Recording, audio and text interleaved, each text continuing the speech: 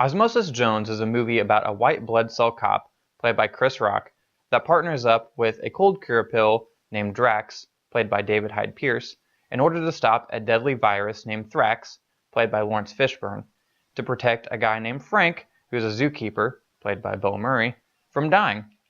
Sounds like a confusing plot, but it actually works. The movie was directed by the Farrelly brothers and takes place in both a live-action world and an animated world. The live-action world stars Bill Murray as a struggling single father named Frank.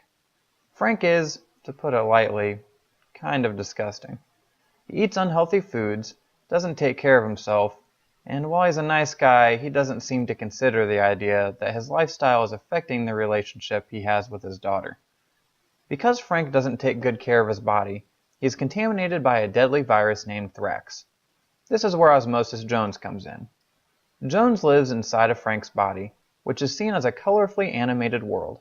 Osmosis Jones works as a cop, and his job is to stop dangerous viruses from wreaking havoc inside of Frank. Little does he know, however, that this new virus is the deadliest enemy he's ever encountered. Eventually, Jones teams up with a cold pill named Drix, and the duo work together to stop Thrax and keep Frank from imminent death. The movie tends to go back and forth between animation and live action, showing the story of Frank and the story of Osmosis Jones simultaneously. The animated world is full of creatures that represent different parts or functions of the body, such as blood cells, germs, or viruses.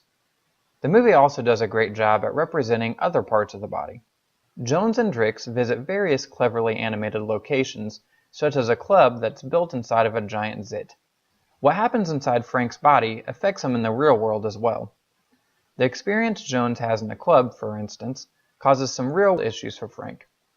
The live-action world has a lot of great elements as well.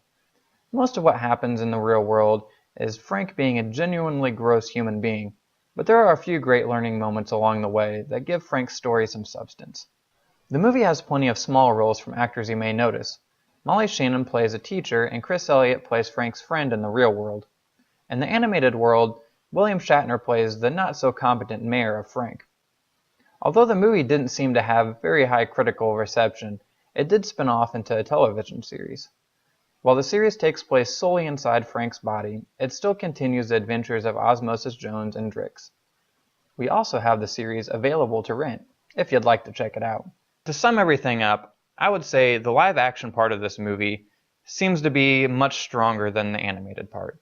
I mean, Bill Murray is great in this. He's disgusting, he's gross, he's Bill Murray, but a more disturbing version of Bill Murray. The animated part is great as well, but I feel like you would enjoy it more as a child, whereas the live-action part seems more relatable as an adult. Either way, the movie works really well together, going back and forth between the live-action and animation, and is definitely worth a watch. You should rent a copy of it today.